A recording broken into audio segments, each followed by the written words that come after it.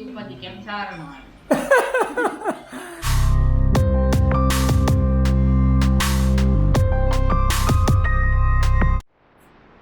Tamu je pujira ba, dijung to ujira. Tamu lam helija.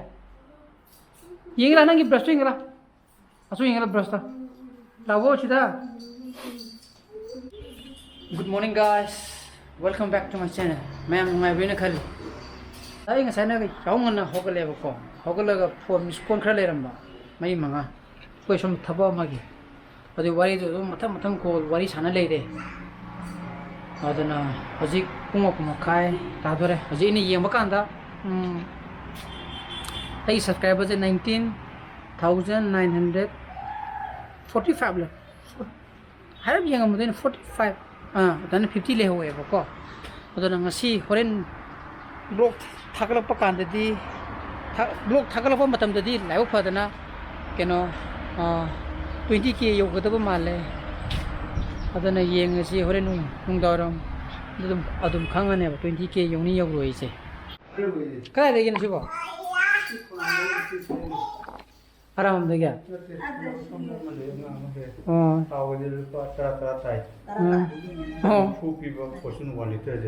खरदम Yengbiriba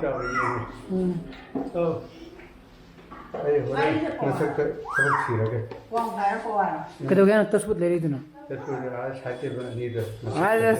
साथी में कोई मिले कि ना कुक की बता पी कुक की बता Hey, brush tadi nanti brush eh? Abang apa? Teoris male. Ha, teoris male lah. Kayak gini. Dengar tu roja lah. Apa sih kile itu?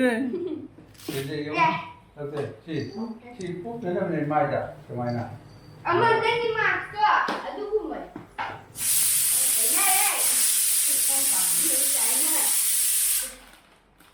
हाँ ले पो मनी की ले रे पुंग पुंग हिसाब लाओ से थंगो मत थंगो फ्रिस्टा अभी तुम ब्रखा आते ले यार अदो का पनीर वाला तू बा गाची में सीसा नुपा पनीर थोंग चानिंगे ना वो को ngana nung dang sak ma kya sa da ba hinjang do hok te na अदो सी थोंग भी के ना तो रे कोई की सगलो बाई थोंग दो रे बा चारो ओमनी से चारो Siam pare guys. Jam pare ba si mark se. Si masih nomor tu ni bisa sana ya. Yes, nangi sana bi lei betare ne. Ha. Okay. Satu ini mark su ba sa lo ba. Nang chalo ge hara ba sa sia. Mai lake. Ki upati kem sarno. Tadi saya cuma nak cieng gimana pan ada ni. Saya cuma hanya cieng gimana. Mana tu mak cuba tu kenapa kangen roy jadi tu. Nama bank lu tu cakap ni kan apa? Masalah lu tahu le na. Masalah lu tahu le na bunga. Masalah mu investigation tu dua. Ay lero ya. Kita hai haibadu. Hawai truck ne ba sida pani thong ga hap apa tayar ka no ba pase yum de ke pan 15 minute ko ase hawai thai lag lai cha pata yaura ke ne yahori ni ko ko shigi yum ge pan de pe sum ta ma khad kumandre ba ma ha sudura tibini lai ta mali da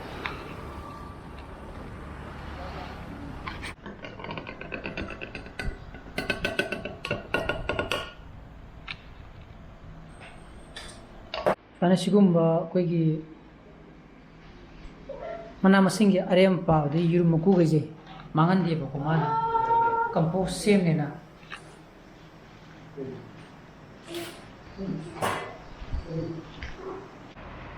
TV ki tasbut tasang ke hara bhej de adu kya ani do tai ba kana gidra ne ये आसान तय गिरी ये तय गिरे तो ये तय गिरे तय के खले मगना दे kino to adu gidi nan ko mina mai cover turi dudi खबर तो ये अरे क्या ना sina ko bagi TV thamba koi table dune ba si tasbut taisan ni nang sai tasbut lai bu to adu tu ni da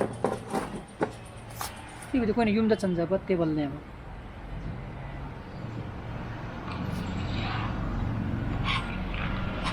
Pamona tat thongba to rabo oi rabo pani da ha nu khumu da na sida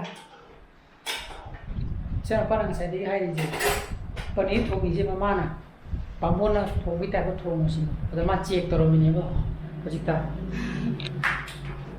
oi ri ji di Pamon ka cha bong si di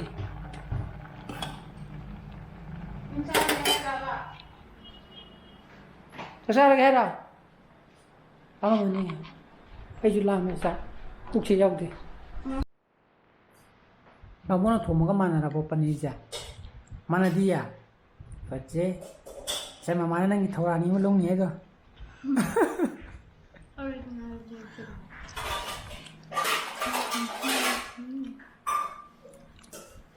How did you do it? Paneer can't jai you now. Mutayo. Paneer is Bamun Thongba Indian. Paneer madum ani hung ten jai chana palu pi to ka asa. Dele ni di ma di. Paneer Chaninggi. Ora paneer sa tra thong ju ma thong jai ni ga. Waji ni ma.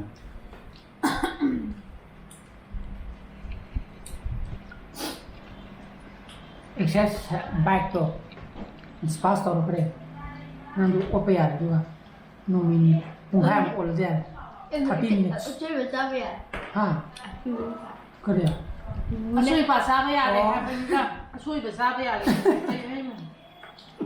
Asui pa kita ba kam de pa ta bani. ayo ba Jom le kana ro ko cha ni. Paneer na ko ta du Na te te chip pito ko ro bu ta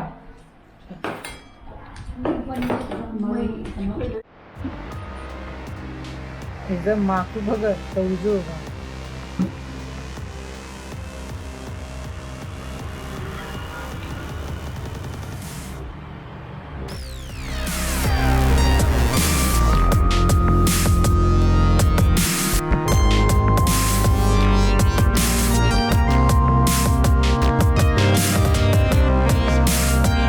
요즘 खाएगा लीजिए थाईबन की del Bros तो मधुदम ता चल के ना मागी fungi साइतम ता लेबिरोगे ना को आई थबा मरी ससा बनेवा अदु जो हंग के माना केनो खरा खाइरे अदु फंगब्रा ये मुदुनी फंगद्रा फंगोइद्रे दिखांगे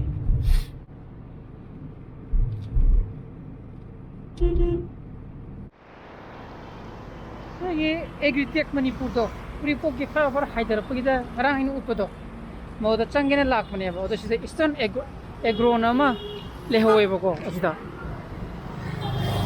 मोइदम ता हानम ता हंगुई औ तो फंगद्रग नंग साइकी डेल ब्रोस थामे बरंगी दो औ तो सरके तो एग्री हाउस है बा चिंगतम एग्री हाउस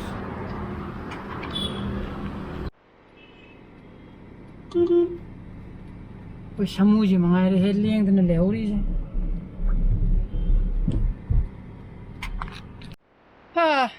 हले साप थी बने साप फंगद्रे एग्रीटेक तगी उने लोरेबा सिगी ब्लिटॉक्स उने लेबा तो सी को सामबी केनो आईटी पिरे सुने लेरे सिने न फै हाबा केनो हायबा को हैने पिना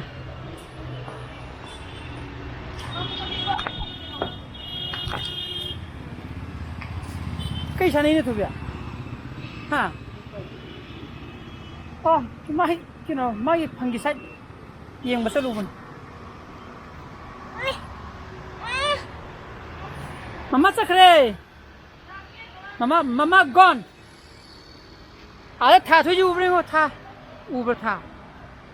Kamera jadi udah malah.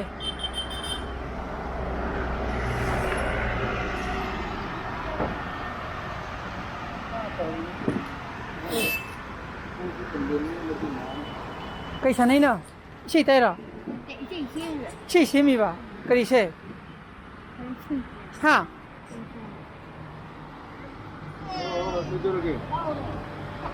याद नहीं cái ôn này nó nghĩ gì rồi vâng mà cha thà kia nó cha kia nó tụi cái gì là mà sao tụi mà sao Asli saya mana pun dah. mà nó chỉ xem vậy gì thôi nó là compost của ta đấy ha vậy năng Ada mana? music tag thôi ô lên đấy ông là to này in này mà thế nó gì to gì gì này hena kan le hai ba po phulo poi hai ba na si le ro hai do yam di yam he nang expiry date loi gim na han ni di hai ko ni ko yam na tau de di moi hai do moi ho ji ki yo li ba ka du na hai re ba sat tu di mandi de la ka ni do si ki po si di quantity yam ni yam mani na ke no to ko na han gi ni na hai ra pa hai di expiry oi ba na adu ko Habudi hati kita na yam pay na budi hai ba ko di hai ni pina su mana su review to bukan da madu tu na hena as hati kita na hena pay loine mu phangi sa ro hai di phangi sa ta madu na loine mu phare ha ba ko adu phang da me si dum dai re ke ni ni ni hum ni ni ngai re kan da mai som da lai mu loine mu hai di pida ga di lo re da na ko Dah di sure. ta di bom ta di ayo tau re mà đánh tàu bom thế Amma dia tak sang ba. cứ đi sai tới đâu cầm máy tàu no